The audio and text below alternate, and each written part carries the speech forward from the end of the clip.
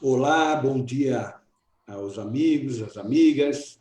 Hoje, dia 25 de junho, eu começo agradecendo as mensagens de feliz aniversário que recebi ontem. Muito obrigado a todos. Está na conversa, prevaleceu isso na conversa que tivemos ontem com 3 cineastas de primeira grandeza sobre a Cinemateca.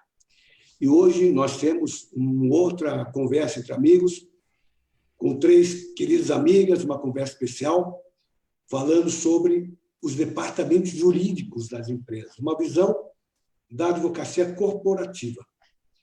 Nós teremos hoje a Maria Beatriz, eu agradeço ter acolhido o nosso convite para estar conversando hoje sobre esse tema importante. Muito obrigada, doutor Marcos. Será um prazer. Estamos também com a Nádia Xavier. Também, Nádia, muito obrigado por ter aceito o convite, contar um pouquinho da sua experiência no comando do departamento jurídico. Eu quem agradeço, doutor Marcos. Prazer estar aqui. E, da mesma forma, a Simone Salomão, que estará também conosco, conversando sobre o assunto, sobre a visão de quem trabalha com os departamentos jurídicos pela TOTUS, a grande empresa de tecnologia fornecedora aí de sistema para departamento jurídico e para o escritório de advocacia. Muito obrigado, Simone, por ter aceito o nosso convite. Bom dia, honrado e feliz de participar desse debate, dessa bate-papo.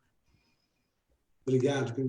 Eu vou começar, porque é uma conversa, a gente vai conversando entre a gente, mas só para abrir o tema, eu vou começar pela Beatriz. Beatriz, nós estamos num momento de mudanças no mundo jurídico, e creio eu também nos departamentos jurídicos. Né? Eu cito como exemplo a reforma trabalhista, que foi muito brevemente aprovada no Congresso, com muito pouco debate. Depois da sua implementação, com as dificuldades que nós estamos tendo, ainda em fase de aprendizado com esses novos instrumentos jurídicos, quando chega a pandemia. Como é que foi isso, esse processo de mudança, tecnologia também, e aí com a chegada da pandemia? Bom dia a todos. Realmente, no começo, foi uma loucura, eu acho que para todos os departamentos jurídicos. A gente teve que agir com muita rapidez, né? Todas as empresas tinham interesse em adotar medidas de contenção de danos para proteger o caixa das companhias e, naturalmente, muitas tiveram que adotar as MPs, né, que estabeleciam antecipação de férias, né? Redução de políticas também para redução de salário, redução de jornada, em função da MP 936, né? Então, foi um momento que o departamento jurídico teve que atuar muito próximo da diretoria financeira, do diretor-presidente, dando todo o subsídio que ele precisava para uma tomada de decisão rápida, mas, ao mesmo tempo, implementar um teletrabalho rápido, ágil, eficiente, que também conseguisse atender às necessidades dos colaboradores, dos funcionários, de uma maneira que todo mundo pudesse trabalhar de uma forma não somente ágil e eficiente, mas também produtiva e saudável, né? Então, foi um momento que os departamentos jurídicos tiveram que implementar com rapidez vários documentos, né, aditivos ao contrato de trabalho, também um documento que formalizasse o teletrabalho, e teve bastante insegurança jurídica, porque termos da MP não estavam previstos na portaria, né? Tinham questões na portaria que não estavam nas MPs, e os próprios sindicatos, né, que deveriam, naquele momento, serem comunicados, passaram a também tentar negociar, quando era um acordo individual e não um acordo coletivo, né? Então, o nosso papel foi muito de dar essa segurança jurídica no momento que existia muita insegurança, né? Um momento de extrema insegurança, e a gente começou a ter que lidar com tudo isso. Então, não foi só na área trabalhista, mas também, por exemplo, na área contratual. Acredito que a maior parte dos departamentos jurídicos também tiveram demandas de locatários, né? Em função aí da Covid, como força maior, de revisão de contratos, de períodos de carência, né? Para não cobrança do valor de aluguéis. Então, assim, o nosso papel foi muito de evitar uma judicialização, foi um papel de negociação, de uma mediação, de compreender o momento de cada um, e a gente teve muito sucesso nisso, a gente não teve nenhum processo que acabou sendo judicializado. Questões também importantes na área societária, acho que vale a pena lembrar, e isso destaca um papel que o departamento jurídico tem que ter, que é o de criatividade com segurança. Às vezes parece assim uma ambiguidade. Você não pode ser criativo porque você tem que ser seguro no teu parecer, né? Mas, por exemplo, momentos que a junta comercial ela fechou simplesmente, você tinha que eleger diretor-presidente, você tinha operações que você tinha que fazer um aporte de capital, né? Empresas investidas, aportes de valores milionários, que você teve que estruturar, pensar em fazer, ó, eu não posso fazer um aumento de capital porque a junta está fechada, então o que eu vou fazer? Então o advogado ele entrou nesse momento com a criatividade, vamos fazer uma debenture conversível em ação. Então a gente trabalhou muito num cenário de crise para trazer segurança, né? E também na área tributária, né, que teve muita demanda de postergação de pagamento de impostos, algumas iniciativas para levantamento de depósitos judiciais, até para ajudar as companhias a terem um caixa mais reforçado, e isso gerou um volume de trabalho bastante grande. E eu acredito que a gente se aproximou, do ponto de vista de equipe, ainda mais com a área financeira, e eles conseguiram contar com o jurídico para tomar uma decisão mais segura. É um momento rico, né? Do ponto de Sim. vista do desenvolvimento profissional, o momento é muito rico, né? Exatamente. Nádia, quais foram as dificuldades, grandes dificuldades que você vivenciou, né, enquanto chefiando o departamento jurídico nesse momento da pandemia? Doutor Marcos, foram algumas grandes dificuldades. Acho que as coisas aconteceram de forma muito rápida. Enfim, eu sou diretora jurídica da Caloi e a nossa experiência específica, como de muitas empresas, foi não só uma crise sanitária, mas uma crise econômica que veio numa velocidade muito forte, porque no momento em que o varejo fechou, e o varejo é o nosso principal canal de escoamento dos nossos produtos, das nossas bicicletas, o impacto foi muito imediato. Então, sem dúvida, a gente teve que lidar com todas essas questões colocadas pela Beatriz e, ao mesmo tempo, com dificuldades de caixa. Então, em paralelo, a gente estava direcionando à frente de relações trabalhistas, como estruturar o home office dentro das novas regras, da nova realidade, fazendo layoff na nossa fábrica, porque no momento em que a demanda reduziu drasticamente e a gente tinha uma crise sanitária, a nossa fábrica fica em Manaus. Manaus foi uma cidade que, não sei se vocês lembram, no início, ela foi contaminada muito rapidamente, com muita velocidade. Então, a gente teve que fechar a fábrica rapidamente. A gente, inclusive, aproveitou o layoff antes da medida da MP 936. A gente entrou pelo layoff da CLT, via acordo coletivo com o sindicato, mas a gente realmente precisava de muita agilidade para fazer. E a gente não tinha caixa para colocar os funcionários em férias coletivas. Então, ou pelo menos não era a melhor decisão, e o layoff estava lá como uma opção, né? Enfim, então, paralelo a essas questões trabalhistas, a gente teve que estar muito envolvido com o negócio para ajudar no caixa. Então, entramos em negociações com fornecedores, com parceiros. Eu mesma fui negociar diretamente com o locador de um dos nossos imóveis, e entramos em muitas negociações com bancos.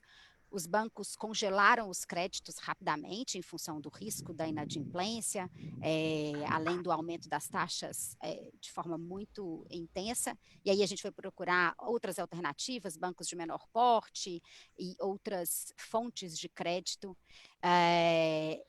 além de negociações com os próprios clientes, porque a gente tem parte dos nossos clientes são grandes varejos, como a Magazine Luiza, como Via Varejo.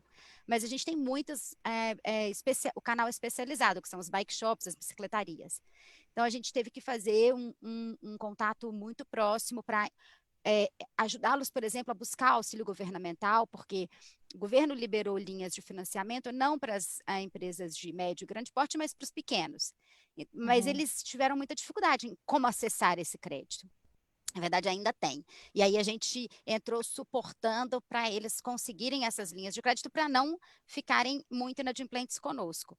Então, assim, resumindo, o principal desafio foi como que a gente conseguia gerenciar tantas frentes e dar o mínimo de segurança, né? Era muito difícil acompanhar a velocidade das mudanças. Eu lembro até a própria 936, ela foi emitida de uma forma, a gente já estava tomando a decisão e no dia seguinte ela já foi alterada. Então, Tem um problema seríssimo. foi bem. Para nós, a gente acabou indo pela CLT, mas. E o próprio governo não estava preparado. O Cine, que é responsável pela implementação do layoff, a gente conversando com a diretora do Cine, ela não tinha a informação clara de qual era o procedimento a ser aplicado. Ela achava que era isso, mas ela precisava consultar alguém, e o sistema dos funcionários dela que estavam em casa não estava funcionando, ela não tinha autorização ainda para começar a implementar efetivamente o layoff. Então, realmente foi bastante desafiador, mas, obviamente, a gente aprendeu muito. Estamos, sem dúvida, mais fortalecidos e mais desenvolvidos, com certeza. Visão geral é essa. Deixa eu perguntar, Simone, você, sua experiência de apoio aos departamentos jurídicos, você vivenciou situações diferentes. Deve ter vivenciado a experiência de um departamento jurídico de uma grande empresa, de uma empresa de um porte menor. Conta um pouquinho a diversidade dos departamentos jurídicos e o impacto. Já era antes, somando o impacto da pandemia. Por favor. O que a gente percebe, né, até pela fala das duas, da vivência das duas, é que o ser humano líder, advogado, de forma geral, ele foi exigido em todos os níveis, né? Desde a liderança, da estratégia e da operação, porque você tinha que fazer isso em um espaço de 1 hora.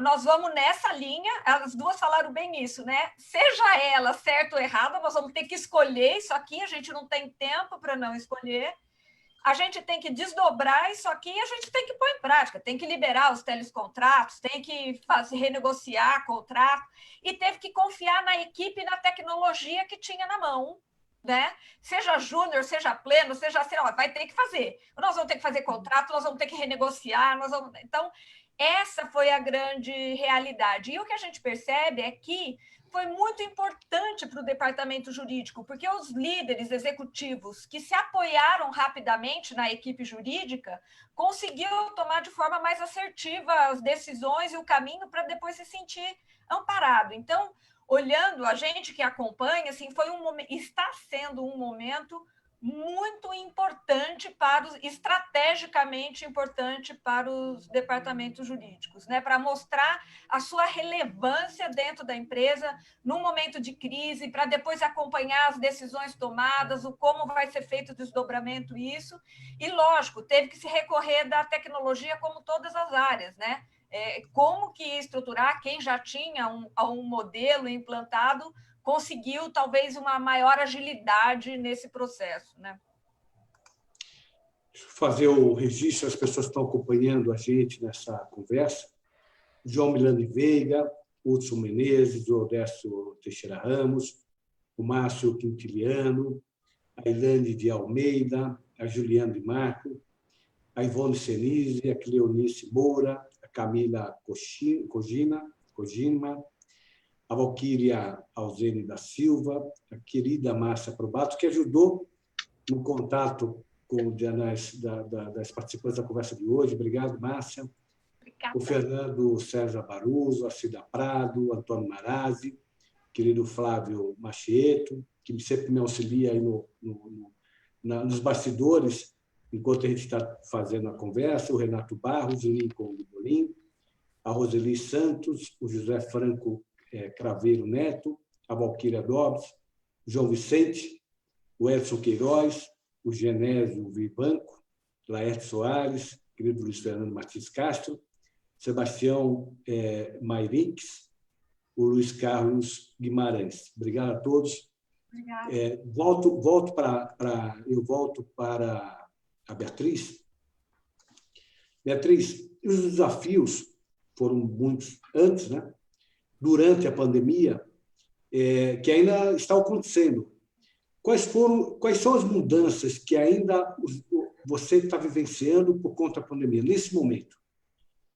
Já conseguiram retornar às atividades normais? Ainda tem gente em home office? Ainda tem esse impacto, ainda está presente no trabalho de vocês? Sem dúvida. Nós estamos trabalhando 100% da empresa em home office. Eu sou diretora jurídica, né? Tenho uma equipe em São Paulo, tenho uma pequena equipe no Espírito Santo. A gente acha muito mais seguro, nesse momento, continuar trabalhando em home office. E até porque a gente teve, apesar de ter tido que implementar muito rapidamente, como a Nádia mencionou, o teletrabalho, né, urgentemente, a gente teve uma surpresa muito positiva, né? E eu acho que é importante pontuar, até para quem está nos ouvindo, para ver quais são as tendências, né? Tanto para o advogado que trabalha na empresa, como o advogado também que está no escritório de advocacia, e como atender melhor o cliente, né? Eu acho que é importante a gente falar sobre isso. E do ponto de vista, foram inúmeros pontos positivos, né, do teletrabalho. O que a gente percebeu? Que a gente ganhou uma eficiência enorme, que a gente teve uma agilidade em função de conseguir marcar reuniões muito rapidamente, né? Então, às vezes, a gente tinha uma reunião que eu ia marcar com minha advogada da equipe no outro estado, demorava, cancelava, mesmo reuniões de equipe, por conta de outras prioridades, né? A gente demorava para fazer, e aí a gente começou a fazer reunião diária. Tudo bem que tem a ver com a crise, que a gente tem que responder de uma maneira firme, clara, muito assertiva, para todo mundo entender a mensagem, né? Mas, assim, a gente percebeu que a gente consegue ser extremamente eficiente trabalhando em home office. Então, a gente entende que não tem porquê, nesse momento que a gente não tem segurança, voltar ao trabalho e a gente não tem prazo ainda para voltar. Talvez em agosto, setembro, home office chegou realmente para ficar, tá? Então, o nosso espaço, assim, o espaço físico pode ser que ele, no segundo semestre, seja muito mais para agendamento de reuniões, para um espaço de convivência, do que realmente para todo mundo estar junto novamente, porque a gente percebeu que não precisa, né? E aí, do ponto de vista positivo, o que a crise trouxe, o que a pandemia trouxe para os departamentos jurídicos, né? Além do ganho de eficiência e de agilidade, a gente teve uma aceleração dos processos de digitalização, né? Então, tudo que a gente tinha de, vamos contratar, vamos ter um software muito bom para não só gerenciar o contencioso, mas também toda a parte de contratos, a parte societária, a gente teve que implementar tudo muito rápido, então esses processos de digitalização passaram a ser urgentes. Então, é uma tendência, então as assinaturas vão ser, eu acredito que, eletrônicas, digitais, a gente vai ter que ter um cuidado muito grande com a segurança, né? E então a gente começou a acelerar de uma maneira muito rápida todos esses processos, né? Inclusive conjunta comercial. Então não era muito dia a dia, né? Você tinha um contrato social, você tinha uma eleição de um diretor, era tudo feito no mundo físico, né? Você imprimia o documento, assinava, protocolava, demorava, colhia assinaturas, e agora você está fazendo, a gente vai começar a fazer isso, e já fez em alguns casos, com assinatura digital, né? E isso trouxe uma agilidade enorme. Então, assinaturas de documentos, de contratos de forma eletrônica, assinaturas digitais, tem uma diferença, é importante que as pessoas saibam, né?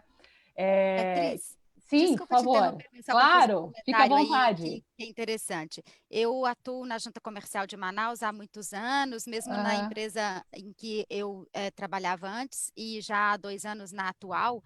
E a Junta Comercial de Manaus era uma junta bastante difícil, que tinha muita dificuldade de funcionar bem, que criava muitas dificuldades. E eles se tornaram 100% eletrônicos recentemente, meados do ano passado. E aí é impressionante a eficiência e a qualidade que a Junta Comercial de Manaus ganhou. Assim, hoje eu sou defensora da Junta Comercial de Manaus porque eu sofri tanto. E agora, na crise, a gente emitiu vários atos, registramos vários atos, como se nada tivesse acontecido. Fluiu assim, perfeitamente. Já em São Paulo, que sempre foi uma junta muito melhor, mais estruturada, fechou e a gente teve dificuldade. Exatamente, especialmente nesse ínter de eleição de diretores. Há mais de 10 anos que a gente alerta da necessidade de informatizar, e sempre a justificativa é a mesma. É muito documento para digitalizar. Tal. Comecem, né? Comecem. Se não começar, não chega no final, não dá o primeiro passo. E, infelizmente, é uma realidade. Fechou a junta. Junto com o Estado de São Paulo, fechou. Fechou. Exatamente. A insegurança jurídica que isso leva, o impacto que traz dos investimentos. As pessoas não têm noção do que representa, digo, as pessoas, a sociedade em geral, evidente, os advogados conhecem, mas a sociedade em geral não percebe o risco que nós sofremos com o fechamento de uma junta comercial. E a de Manaus começou, já estava informatizada quando começou a pandemia. Já estava e já estava funcionando bem, porque já tinha um bom tempo, né? Acho que a Mineira foi a primeira e Manaus foi a segunda, então foi bem fluido, mas enfim, era só um comentário, Beatriz, para mostrar que Super realmente importante. uma tecnologia, quando já está bem estruturada, porque no início a implantação é sempre difícil, e lá também, Manaus foi difícil, eu estava no meio de uma eleição de conselho e eu sofri, porque tinha um campo no sistema que tinha que ser preenchido com o CPF dos conselheiros, porque o campo era CPF. Não importava de quem você estava elegendo, mas meus conselheiros são estrangeiros. Então, eles não têm CPF, não têm obrigatoriedade de ter. E eu não conseguia registrar porque o campo não estava preenchido. Tem E a aí a gente burocracia. fez uma gambiarra, deu um jeitinho e aí preenchemos qualquer coisa lá. E aí foi. Mas assim, agora depois não, eles consertaram e foi bem. A gente teve um problema nesse ínterim que foi grave, que a gente fala, tudo bem, a junta teve que fechar, mas assim, como o doutor Marcos falou, foi um problema gravíssimo, né? Inclusive porque a gente teve eleição numa das empresas, né, investidas do diretor-presidente. Então, como é que você faz uma eleição de um diretor-presidente se você não consegue fazer um arquivamento da junta? Então, ele não conseguia, inclusive, representar a empresa perante instituições financeiras. Então, a empresa não conseguia fazer pagamentos. Então, uma outra empresa do grupo teve que fazer pagamentos por conta e ordem, um absurdo. E como eu mencionei, empresas que a gente estava fazendo um investimento muito importante, né, e que tinha que fazer, através de um fundo de investimento, um aumento de capital, a gente não conseguiu fazer. Porque como é que você vai fazer aumento de capital se você não registra na junta, né? Mas um ponto importante que eu acho que veio para ficar são as reuniões virtuais, as assembleias virtuais, né? Que estão funcionando também super bem, mesmo em empresas de capital aberto. Então, assim, do ponto de vista de futuro, de repensar o departamento jurídico, é muito importante a gente olhar as oportunidades que surgiram nessa crise, né? Da gente realizar, então, reuniões virtuais com segurança, né? Ter essa comunicação com a junta também de maneira digital, da gente digitalizar todos os nossos processos para ganhar agilidade. Isso vai trazer uma preocupação maior com a segurança dos dados e tudo mais. E do ponto de vista de pessoas, eu acho que assim, as oportunidades que a gente teve com relação à equipe as oportunidades foram de união da equipe, né? Da gente conseguir fazer uma comunicação mais essencial, com um time mais focado, com uma priorização de determinados assuntos que muitas vezes no mundo físico a gente acabava perdendo um pouco mais de tempo, né? Então a gente teve que desenvolver também essas competências de objetividade, de ter que trabalhar com maior celeridade, porque as reuniões eram muitas reuniões, são muitas reuniões virtuais, né? E desenvolver também algo que a gente já vinha falando há muito tempo, que é a empatia, né? Quando você está numa reunião virtual, de repente aparece o filho de uma pessoa, aparece o cachorro, então, no fundo, somos todos humanos, né?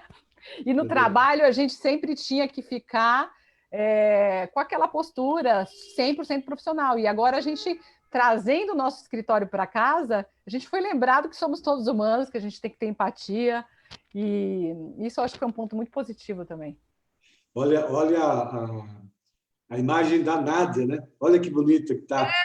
Tá maravilhoso. No campo, com sem dúvida. a brisa. Isso é maravilhoso. Mas eu concordo, já no número grau, Beatriz, que essa interação trouxe muita proximidade e intimidade. Mas tem um contraponto que eu vivo, que é a mistura muito intensa, também é cansativa, porque muitas vezes intercala, eu estava aqui agora exatamente porque a minha de 3 anos quer isso, quer aquilo e tal, minha mãe está ajudando, mas eles não entendem que agora é o horário do trabalho da mamãe, então tem os dois lados da moeda. É verdade. Ainda assim, eu também sou muito a favor de home office. A gente está reabrindo o nosso escritório, porque o nosso escritório está brand new, a gente acabou de efetivamente ir para uma sede nova, e acho que isso também vai trazer muito engajamento para as pessoas trabalharem lá, mas facultativo. Quem se sentir confortável, vai. Quem que precisar ficar em casa ou preferir ficar em casa, vai ficar em casa. Essa beleza da flexibilidade. Pois, Simone, deixa eu perguntar aliás, deixa eu só fazer um comentário. A Beatriz mencionou de passagem, eu só queria, para as pessoas que estão assistindo, compreender. Você falou, há uma diferença entre a assinatura digitalizada e a assinatura digital. Eletrônica. A assinatura digitalizada é aquela manuscrita, que nós fazemos no papel, depois digitaliza. O valor dela, no digitalizada, é muito relativo. porque ela não traz os elementos biométricos de biometria que traz quando você assina no papel, né? Quando você digitaliza, você perde isso. Então, a força da caneta, tal, se for amanhã fazer uma perícia, por exemplo, para saber se é verdadeiro ou não, ou falsa, muito difícil comprovar se é verdadeiro. A assinatura digital é outra coisa. Isso. É um cálculo, é um algoritmo matemático que permite, através de um par de chaves públicas e privadas, o certificado digital que todo mundo hoje, advogada usa por causa dos fóruns, que permite, sim, atestar a autoria e atestar a integridade do documento, porque é bit, né? O documento digital é bit, o bit é fácil de você alterar. E a assinatura digital, que é um resumo matemático do documento, Isso. da alteração do documento, ele invalida o resumo matemático. Eu acho que eu compliquei mais do que ajudei, mas é por aí. Né? Mas vale muito a pena a gente se aprofundar no tema da questão da assinatura eletrônica, da assinatura digital, né? Porque é o futuro, é tendência, e isso vai trazer agilidade para os departamentos jurídicos. Não, e é um alerta que eu sempre faço, me permita. A assinatura digital, que é essa pequena brincadeira, é muito sério. Ela substitui a assinatura manuscrita na manifestação de vontade. Uhum. Então, às vezes, nós, advogados, vamos conseguir adquirir o certificado para assinar petições. Mas o mesmo certificado que serve para assinar petição serve para vender uma casa. Exatamente. Ele tem valor jurídico, pelo menos para o usuário 2.200, o mesmo valor jurídico que tem a assinatura manuscrita. Então, às vezes, vejo o advogado, eu estou passando para o outro, um colega que vai assinar, o estagiário, não façam isso, porque a assinatura digital tem o mesmo valor jurídico da manuscrita para efeito de manifestação de vontade. Um alerta para ser feito. Importante da rapidez, da segurança, mas precisa tomar cuidado para não deixar que terceiros tenham acesso à chave que vai gerar assinatura. Simone, e a parte de tecnologia nesse momento de pandemia, como é que ela fica?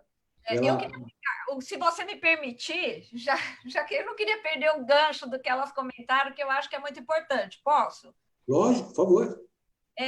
A gente geralmente é chamado para fazer um suporte nos departamentos jurídicos justamente nessa parte de atos societários, na parte de procuração, porque isso complica muito a rotina do jurídico.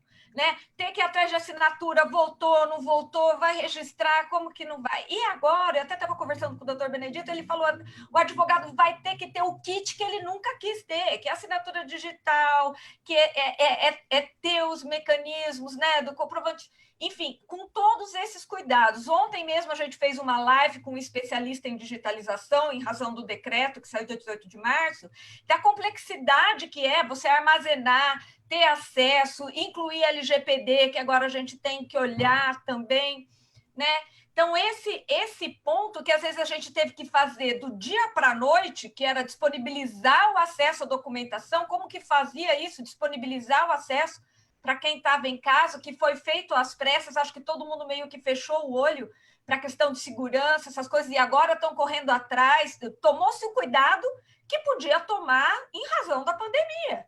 Né? E agora a gente tendo que correr atrás para normatizar isso, para fazer os kits, para ver de maneira correta. Mas um ponto que elas colocaram que eu não queria deixar de colocar, que é muito importante, e que a gente, enquanto trabalhando em consultoria com gestão de pessoas, me chamou muito a atenção. Nós ficamos mais tolerantes, né? A gente viu, porque a gente não está fazendo home office, a gente tem hora home e tem hora office, e eles estão se cruzando, a gente não consegue. Se meu filho entrar aqui para querer me mostrar uma nota, vai entrar, se pegar fogo lá no panela que eu deixei para fazer o papel, vou ter que sair. Né? Então, a gente... E ainda que quem tem filho na escola foi um transtorno, que teve que acompanhar, abrir sala, tudo mais. Então, isso exigiu da gente, que era uma coisa que a gente sempre alertou quando a gente ia fazer avaliação de desempenho e ia dar o famoso feedback, que todo mundo detesta, era os 5 minutos nos olhos. Então, aqui, nesse mundo virtual, a gente aprendeu a dar os 5 minutos nos olhos. A Beatriz falou sem eu interromper. Eu só interrompi o senhor me desculpa. A falou sem interromper. Depois o senhor falou, mas a gente aprendeu a ouvir. e a falar. Ninguém aqui está fazendo milhões de outras coisas enquanto o outro está falando. Então, isso foi um ganho, apesar de ter a questão, né, do abraço. O brasileiro é muito afetivo, de estar junto, de ter a leitura corporal. De alguma maneira, a gente está reaprendendo a observar o próximo. Né? Então, isso é muito bacana quando a gente fala de gestão e a gente está acompanhando, e isso está permitindo também a questão da diversidade, inclusive nos níveis hierárquicos. Muitos júniores estão se destacando mais do que sêniores, porque a rotina, disciplina e entrega estão se fazendo mais efetiva do que qualquer outras competências. Né? A gente tem que ter a competência técnica, às vezes paralegais, às vezes estagiários, mas quem tem uma rotina, uma disciplina e tem a entrega, está podendo ter um destaque, e isso é muito bonito, porque tira aquela coisa da gente, que esse é o sênior, esse é o pleno, vou passar para isso. A gente está tendo que fazer uma leitura da equipe muito efetiva para poder distribuir o trabalho pela competência, pela organização, pela pessoa. As pessoas entraram em pânico, a gente também teve que ser psicólogo, né? Teve gente que entrou em pânico e a gente teve que ajudar, né? A gente até sugeriu para alguns clientes que fizesse salas abertas. Então, por exemplo, ao invés de trabalhar cada um e depois avaliar o que tinha sido feito, abrir salas como a gente está fazendo e as pessoas trabalharem com a sala aberta para ter a sensação do calor humano. Né? Então, isso foi muito bacana da gente reaprender a olhar de forma digital, né? Tentar trazer um pouco do calor, mas abrir os nossos olhos para as outras competências. Isso eu acho que foi muito positivo. Pronto, agora você pode me perguntar. Não, mas não, eu acho importantíssimo, o comentário é importantíssimo, a gente precisa depois voltar a ele e trabalhar um pouquinho nesse tema, porque a tecnologia abre o mundo, né? Abre o mundo para o trabalho. Então, o profissional, em todas as áreas, né? O profissional pode estar aqui, pode estar em Manaus, como a Nádia comentou, da sede da empresa que ela atua, né? Pode estar no Rio Grande do Sul, pode estar em outro país. Né? A tecnologia abriu uma competição de mercado muito forte, que já existia antes. Né? A gente sabe que uma parte importante, por exemplo, do call center hospedado na Índia. Isso é conhecido, né? Desenvolvimento de software. Tanto faz a pessoa estar aqui como está na Índia. Mas eu queria ouvir depois de vocês desse impacto na área jurídica. Mas, Simone, voltando só a essa questão da tecnologia. Você trabalha na TOTVS, né, que é uma grande empresa de tecnologia, e conhece muito a questão da organização dos escritórios. Não fosse a tecnologia nesse momento, né, que já tinha um processo em curso de uma década, pelo menos uma década e meia no avanço dos escritórios, nós estaríamos numa situação muito difícil, né? Eu digo no mundo jurídico, e aí pegando também a própria justiça. Né? A tecnologia ela foi fundamental. Eu tenho usado uma palavra que ela foi amiga. Né? A tecnologia, quando você tenta implantar, ela cria aquele viés, e eu acho que a gente está indo num caminho muito equivocado quando a gente fala de automação, de inteligência artificial, com essa coisa de que não vai ter mais o advogado. Eu acho que mais que nunca a gente está vendo a importância do advogado, até para construir automações relevantes, caminhos para ter uma utilização da inteligência artificial. Então, eu acho que o pessoal meio que rompeu a barreira de ver a tecnologia como inimiga, como aquela que atrapalha a sua rotina de trabalho, que ela vem para interferir. Eu acho que as pessoas abriram o olhar, eu preciso dela. Né? E foi muito bacana, porque mesmo clientes que a gente tem que já utilizavam o sistema, o nosso número de chamado dobrou, porque as pessoas pararam de criar caso, no bom sentido, e falaram, gente, tem recurso legal, isso aqui vai me ajudar de verdade, isso aqui vai me facilitar, isso aqui vai me evitar um retrabalho. Então, eu acho que a gente, nesse momento, abriu o coração para a tecnologia, porque às vezes a gente tinha uma parte que era mais reticente, que preferia a planilha de Excel, que começou a entender por que a gente fala de segurança. E eu costumo falar, né, eu tenho um imenso orgulho de trabalhar na TOTS, a gente tem visto o esforço de todo mundo para tentar fazer dar certo, né? A gente está até com o slogan lá, o Brasil que faz, porque se a gente para, muita gente para.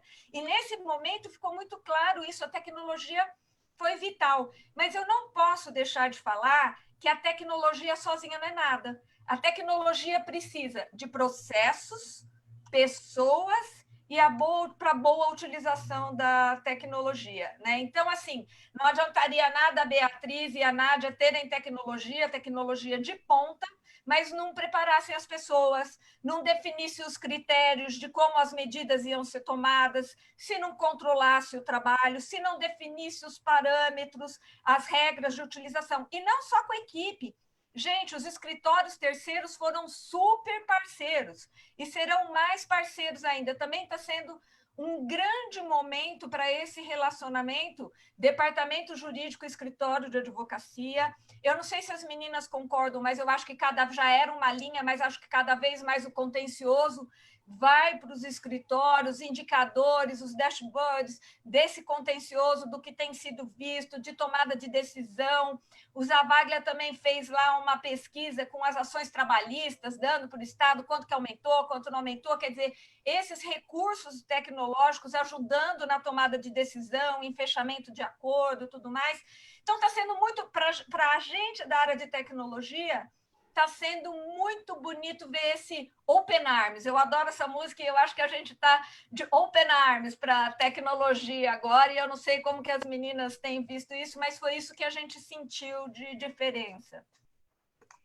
Deixa antes de voltar para a Nádia, fazer o registro de mais algumas pessoas que estão conosco, aqui nos acompanhando. Cláudio Peron, a Luciana Barberi, a Kátia Cação, querida Kátia, a Célia Lemos Leite Ortiz da Silva, a Fátima Viterbo, o José Rocha Pinto, o Adriano Abílio, Jorge Marques, a Gisele, querida Gisele Flor de Lemos, Stasis, de Capicoíba, Maurício, o Adilson Pedro Machado, Elise Eleodoro de Brits, a Rosa Ramos, o Alexandre de Alencar Barroso, querido Alexandre, a Luciana Barbelli, Messias Moraes, o Antônio Chalupe, a Juliane Viana de Brito Lima, a Ana Carla e a Moine Rodrigues Armelin. Obrigado a todos. A Juliane Viana de Brito Lima é minha prima, mãe da Maria Beatriz, minha filhada. Ela fez um comentário. Tudo em família. Eu ia falar o comentário que ela fez, cumprimentando a todos, dizendo que a Simone é brilhante, e eu tenho certeza que o comentário não foi por nepotismo, foi pela qualidade. Aliás, comentei fazer esse comentário também, todo mundo observando o fato de serem 3 mulheres, né? E que é sempre importante, evidentemente, a gente sempre está destacando que são as mulheres que têm sofrido, nessa época da pandemia, um impacto maior do que os homens no país, que nós sabemos que é machista. As obrigações da casa, muitas vezes, passam pelas mãos das mulheres, e aí complica um pouquinho na linha que está falando a Nádia. A Nádia comentou isso, né, Nádia? Estava agora tratando do filhinho, né? Não filhinha. É uma menina. É uma menina. Filhinha, como é que ela chama? Ana Beatriz. Tem um monte de Beatriz aqui. Eu tenho Mas 2 meninos. Muito bem, Beatriz. Isso me lembra, Nádia, uma discussão que nós já tivemos aqui, inclusive com o diretor da FAO, da USP, né? Sobre a própria planta das casas, né? Que deve sofrer alteração para que haja espaço mais apropriado para home office. E essa é uma dúvida também que eu tenho. A minha esposa, por exemplo, está trabalhando em casa e ela teve que assinar um termo dizendo que no espaço que ela vai trabalhar, que é um espaço seguro, que é um espaço que não tem ninguém próximo, que é isso, que é aquilo. E, na verdade, não há residência, ou 99% das residências não são dessa forma. Claro. Então, isso é um ajuste daqueles que vão, e essa observação eu trago para aqueles que estão pretendendo trabalhar com home office, de ter essa preocupação, né, de ajustar a sua vida, não só a sua vida, perdão, mas também a estrutura física para poder trabalhar com mais tranquilidade, né? Isso vai ser uma mudança de cultura, né, Nádia? Nossa, sem dúvida. E uma questão econômica também, porque quando a gente pensa na maioria do Brasil, não tem condição efetiva de fazer esse tipo de investimento, né?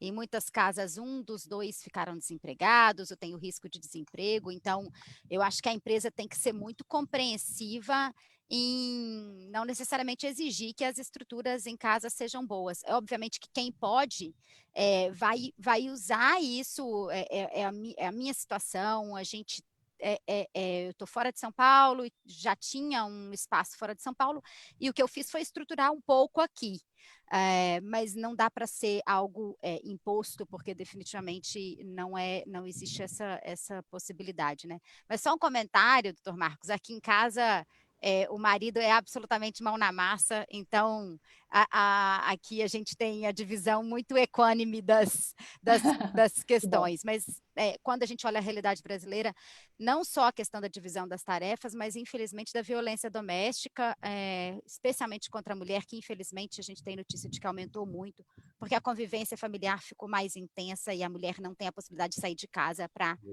se proteger um pouco dos agressores. Então esse é um outro tema, mas é um outro tema completamente diferente. Eu gostaria só de fazer um comentário em função do que a Simone colocou. O que a gente percebe aqui na Caloi é que a gente ainda está muitos passos para trás do status de automação e de sistematização que a gente precisa estar, e o que a crise nos ajuda a priorizar os investimentos, porque fica mais clara a evidência e mais clara a eficiência de quando você tem bons sistemas. Então, especificamente no jurídico, eu claramente preciso buscar assinaturas eletrônicas para que a gente consiga fluir melhor.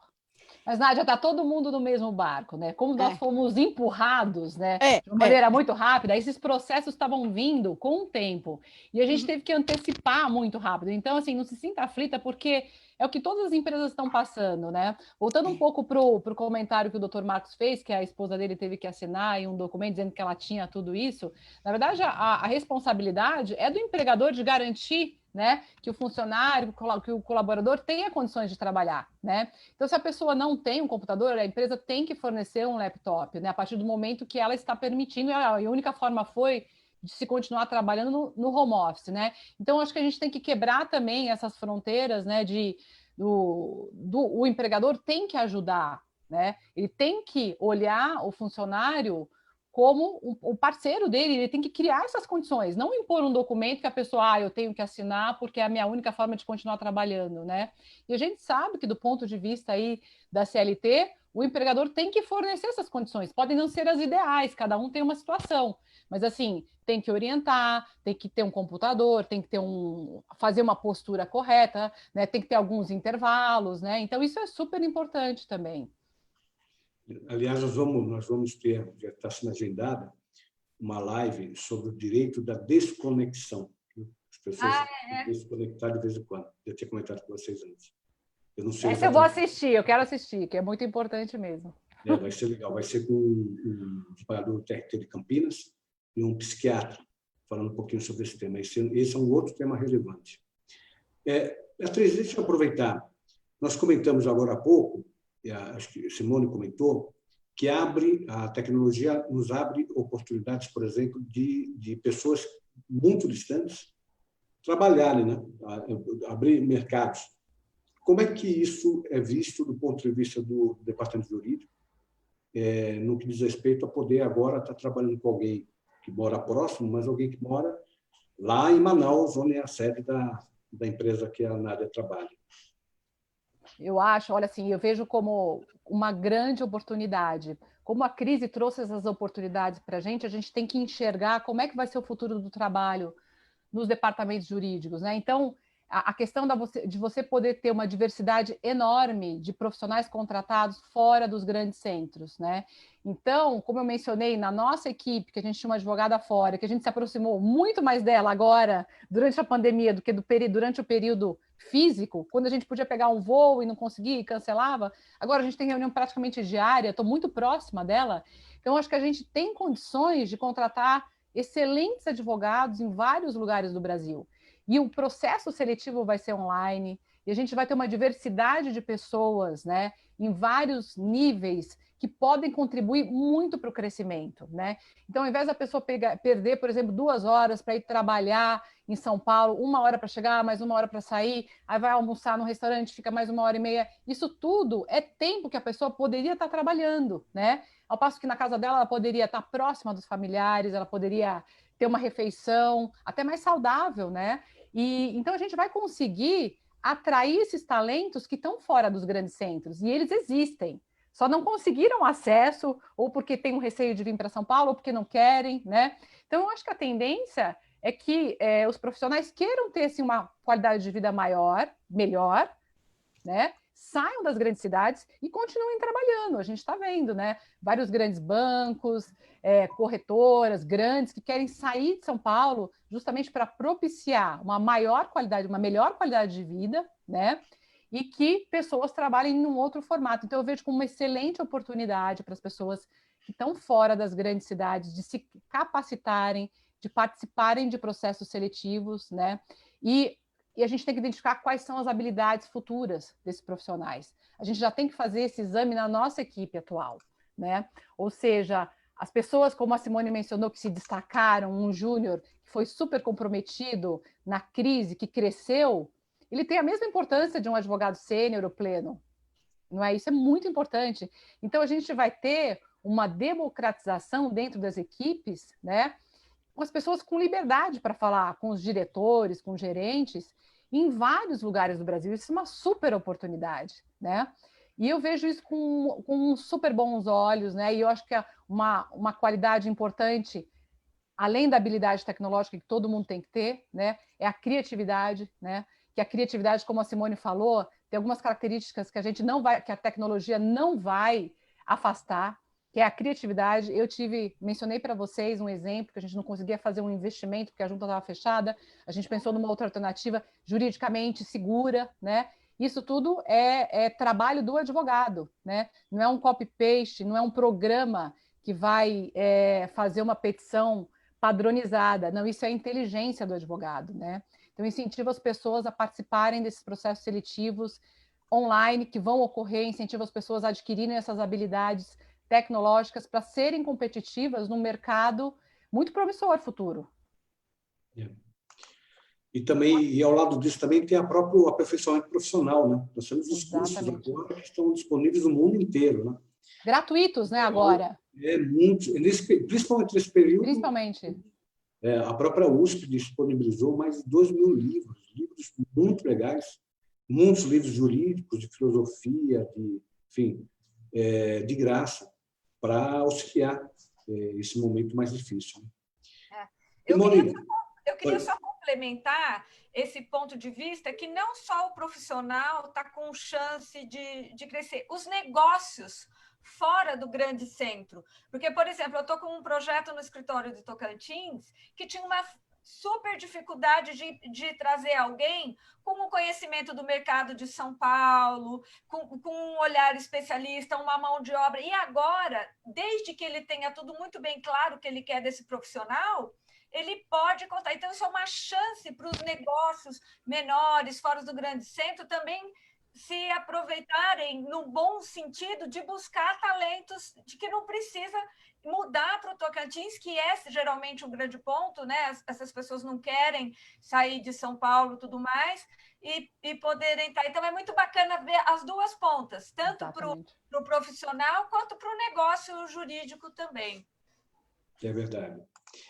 Nádia, e as oportunidades, né, de uma forma geral, que a pandemia tem trazido? Essas nós comentamos, mas, de forma geral, as oportunidades que a pandemia trouxe para os departamentos jurídicos. Aliás, para o mundo, né?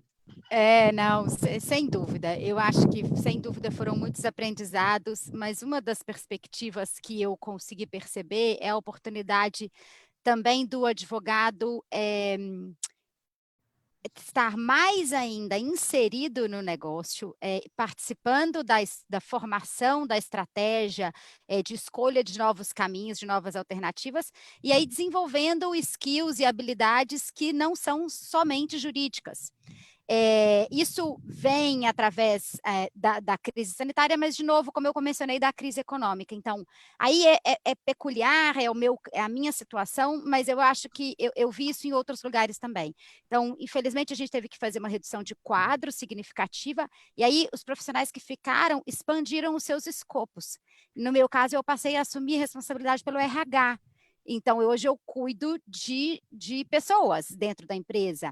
Eu já tinha uma responsabilidade por relações governamentais, mas isso está muito mais intenso, porque a gente precisa, aí no caso específico da bicicleta, um pleito, um posicionamento junto aos governos de implantar mais infraestrutura cicloviária, porque isso faz todo sentido. Usar a bicicleta hoje em dia para saúde, é bem-estar e é o transporte individual.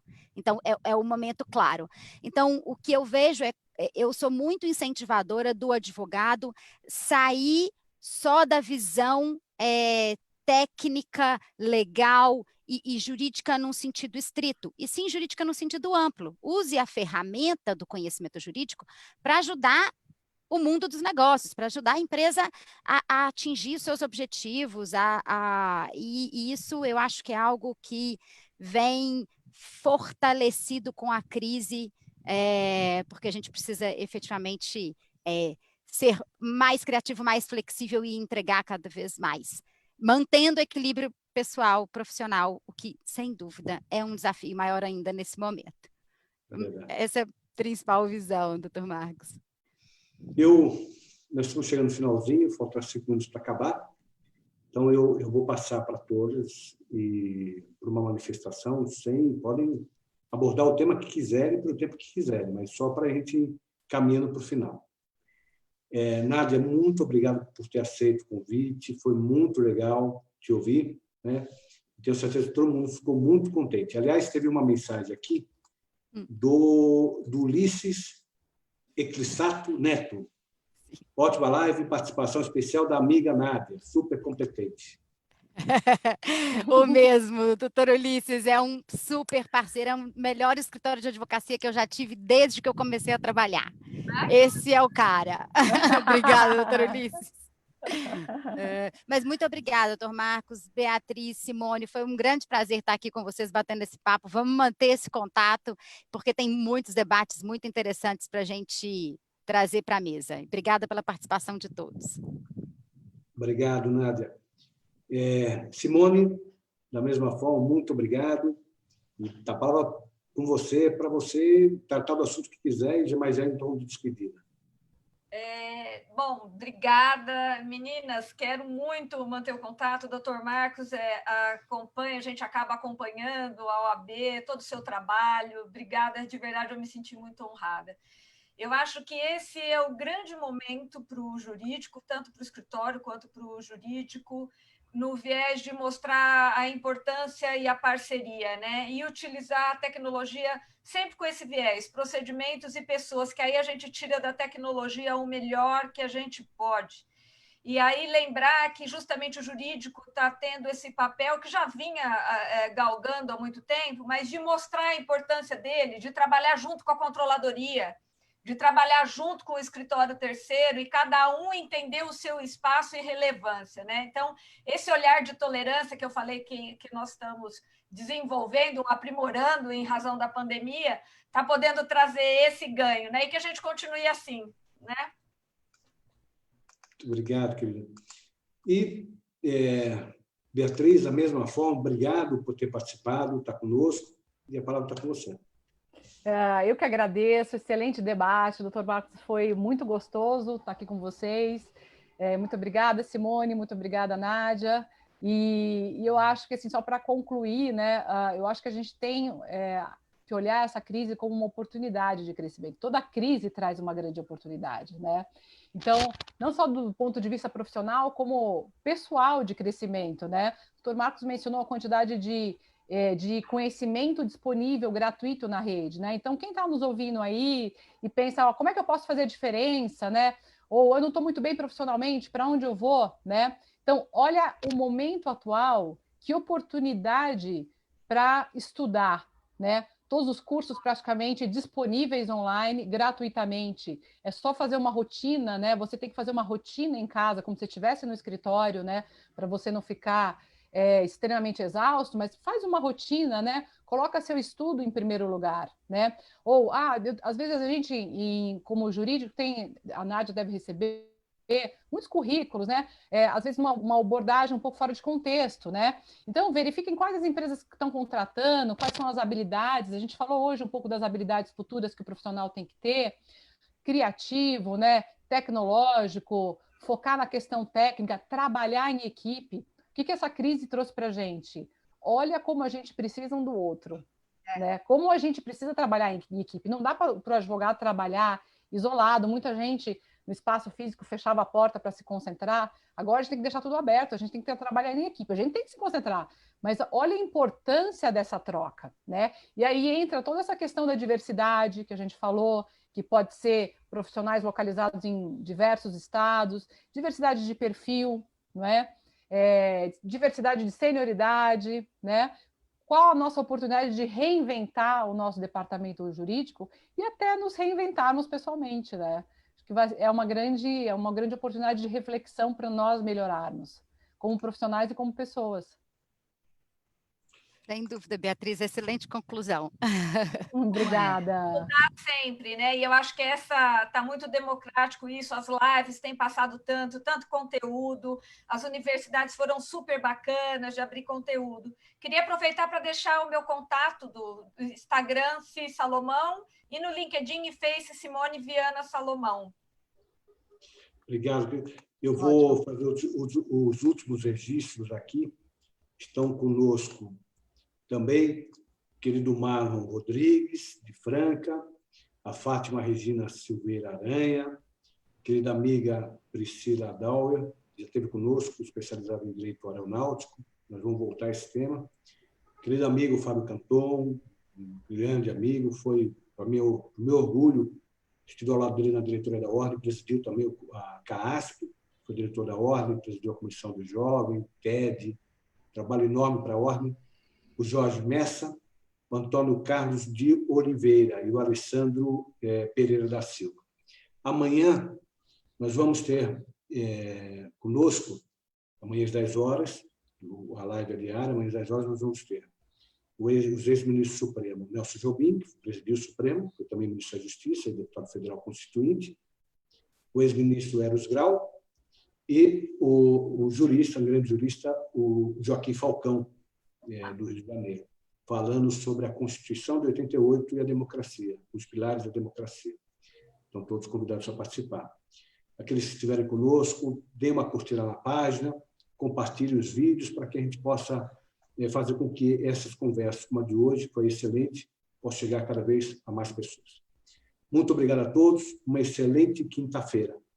E, aliás, deixa eu fazer um comentário aqui, que eu fiquei empolgado com a notícia de que ontem, finalmente, o Senado aprovou, e é um ponto importante para o Brasil, aprovou o marco do saneamento básico. Nós temos 100 milhões de brasileiros que não têm acesso ao saneamento básico, 100 milhões de brasileiros. 1 a cada 4 municípios não atingem os requisitos mínimos de número de habitantes que tenham acesso à água potável e a esgoto, coleta e tratamento de esgoto. Então, uma boa notícia, esse projeto tinha demorado muito para ser aprovado e agora está nas mãos do presidente da República para sanção. Um abraço, muito obrigado a todos. Obrigada. Muito a vocês três. Doutor Marcos, prazer, hein? Parabéns pelo seu trabalho. Tchau, tchau. Obrigada. Obrigada.